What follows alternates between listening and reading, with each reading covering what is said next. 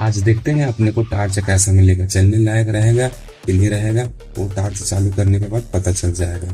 तो चलो शुरू करते हैं।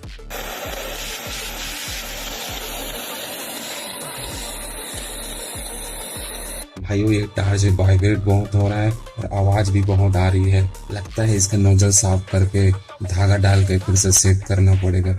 अभी मैंने नोजल खोल के धागा डाल के सब सब कुछ सेट करके रख लिया है। आप फिर से टार्च चालू करके देखते हैं।